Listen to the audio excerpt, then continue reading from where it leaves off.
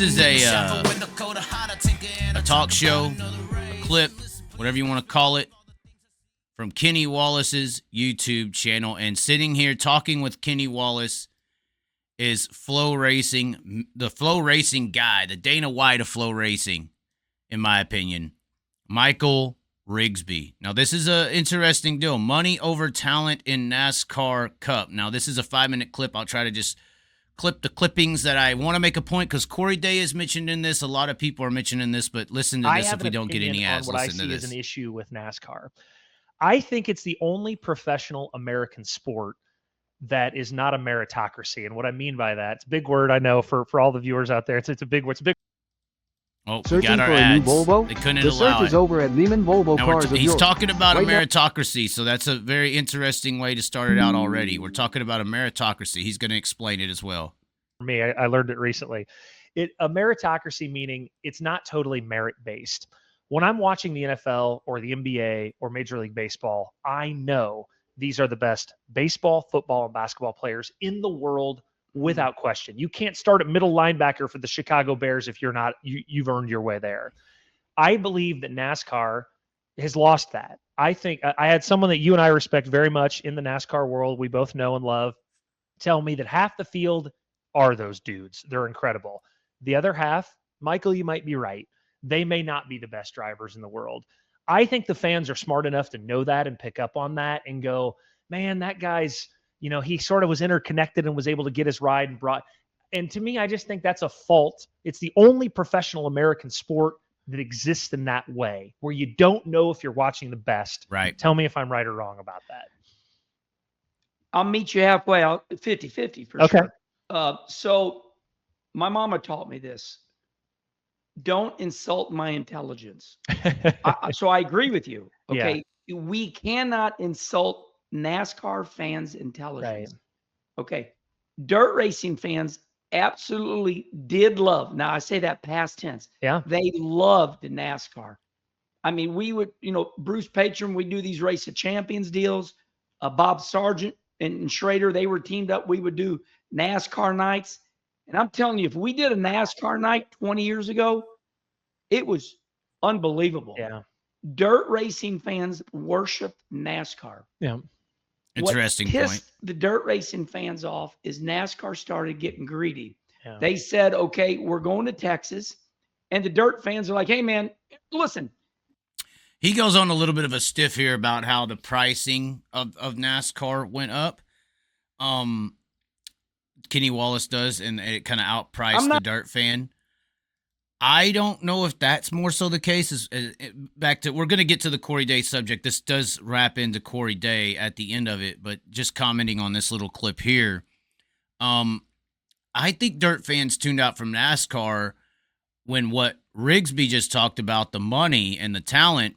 I believe that dirt fans and short track asphalt fans, both of alike, which we're going to get into that subject as well, I believe that both dirt fans and short track asphalt fans saw talented drivers come up through their ranks and not go anywhere.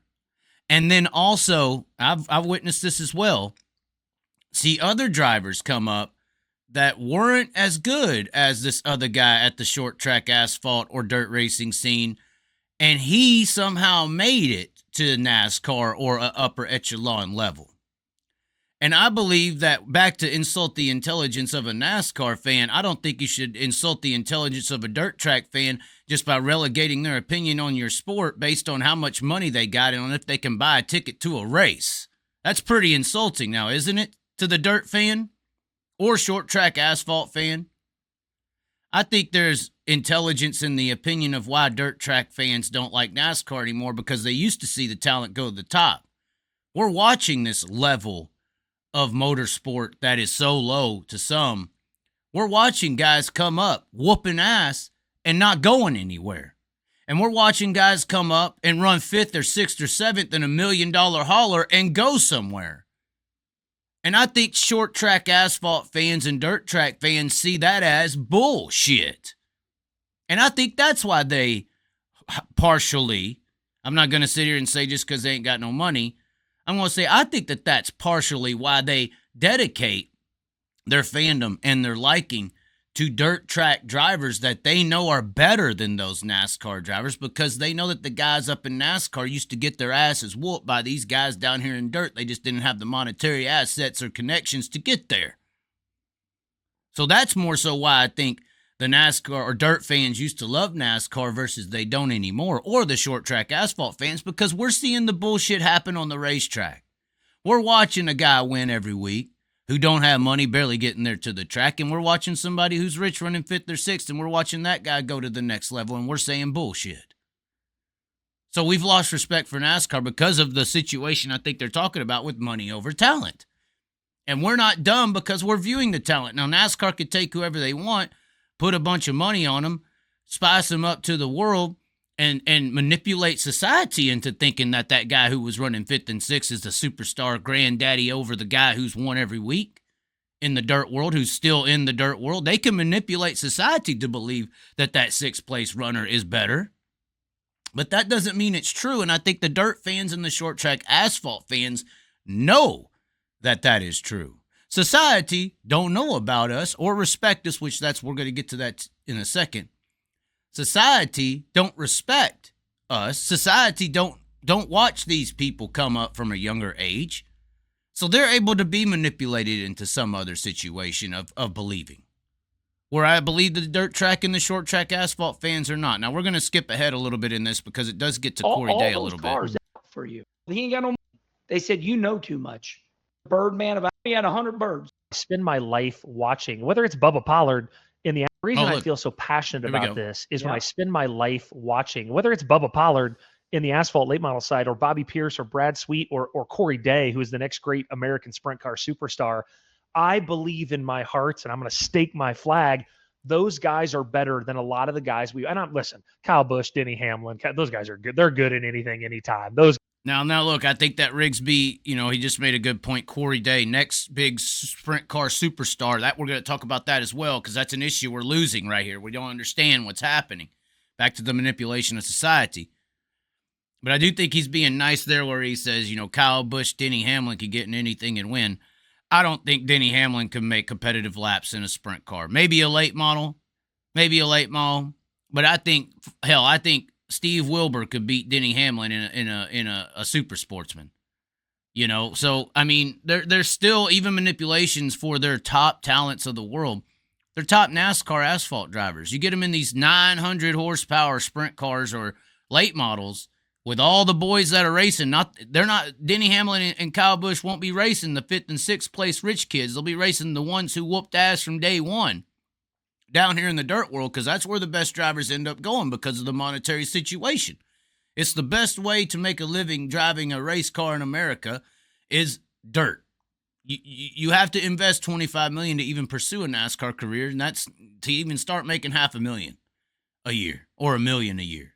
So it doesn't make no sense in the ROI. If you want to actually pay to play in a affordable somewhat category, and you display talent and racing ability, and you want to make it driving race cars, you do it in dirt. Ricky Thornton Jr., the best example we got in the modern day society.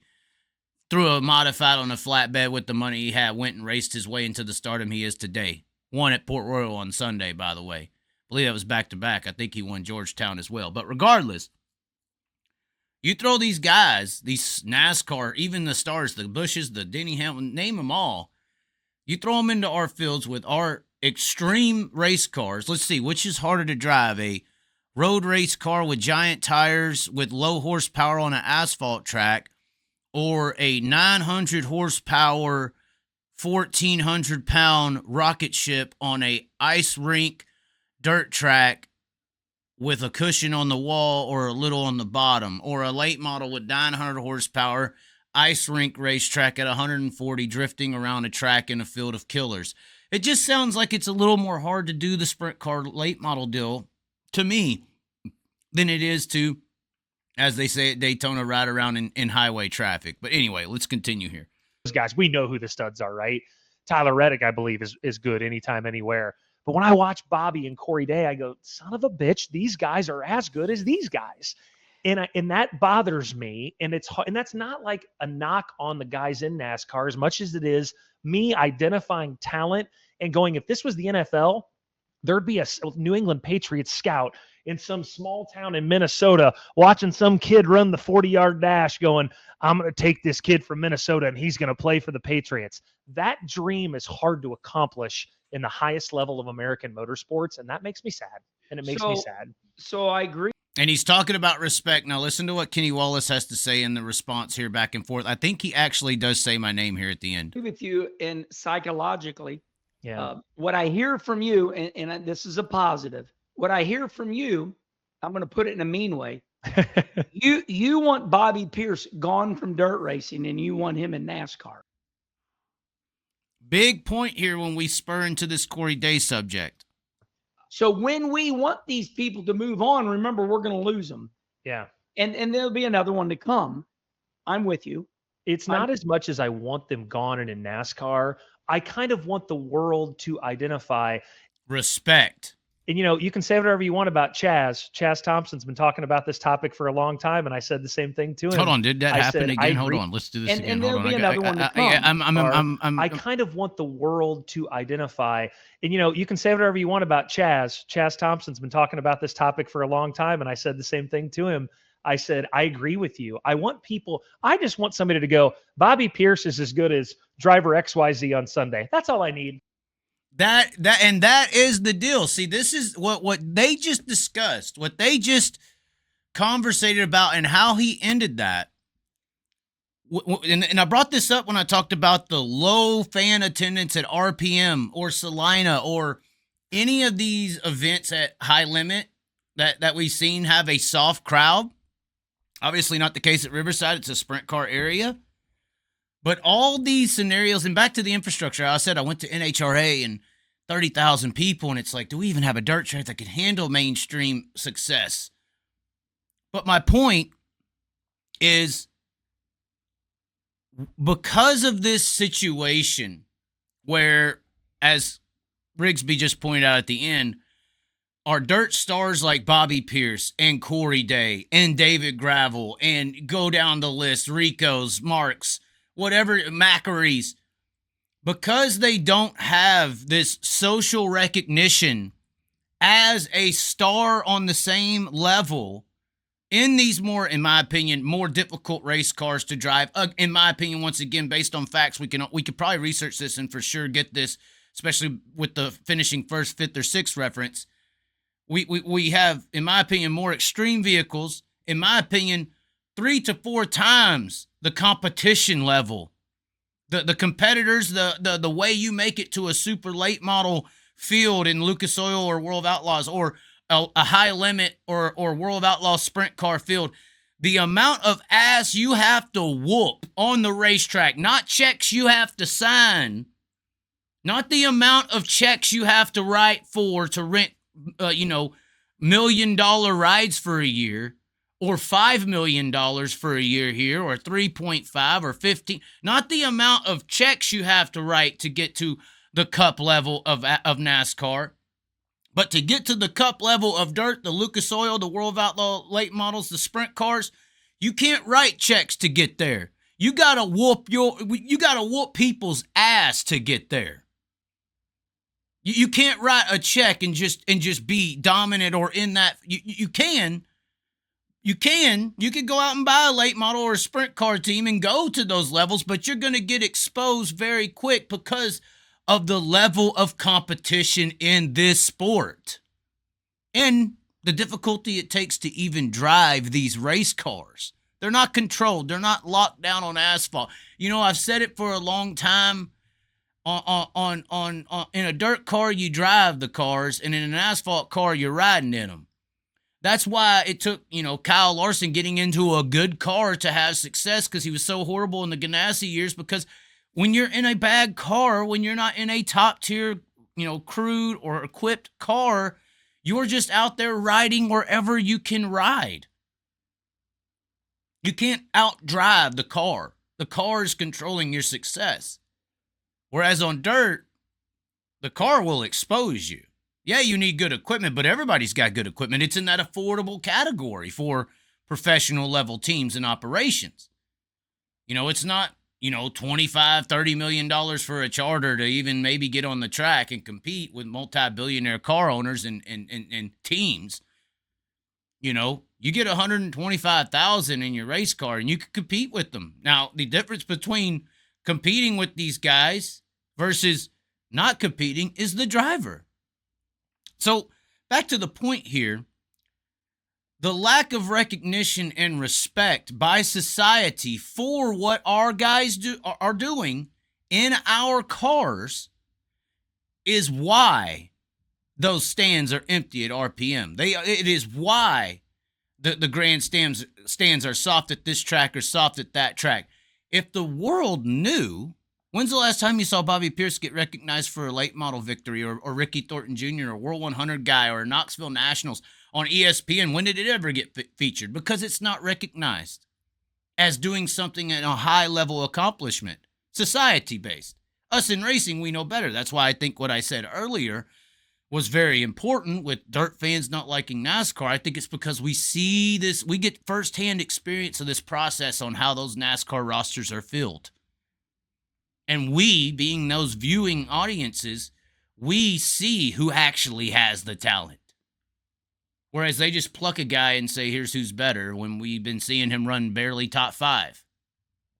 But I do think it's very impecative or important that the world, like he just said at the end, he just wants Bobby Pierce to get that recognition for what he's doing is just as difficult, if not harder, or on a even plateau, to be a Bobby Pierce or to be a Ricky Thornton Jr., to be a Corey Day, or to be a David Gravel, or any of these, a Buddy Kofoid, to be one of those guys, just a Buddy Kofoid, Rookie of the Year, World Out, to be one of those guys is just as hard as it is to be a Kyle Busch, to be a Denny Hamlin, to be this next star, to be that next star. It's just as difficult to obtain. And I feel like if we got that recognition and respect, you wouldn't have problems filling up your grandstand. All the tears, sweat, and pain, all the days sitting in the shop or when the cold or hot, I take it and I talk about another race. And listen, please, best believe all the things I see in the bickering of the shit you preach and the hating on me for everything I've done. Trying to bring my focus, you don't know about the drive, not just on the track, but late into the night, spiking all this fuel and doping all these tires, not to break the rules, but just to bend those lines. And if you call me out, I'm coming straight up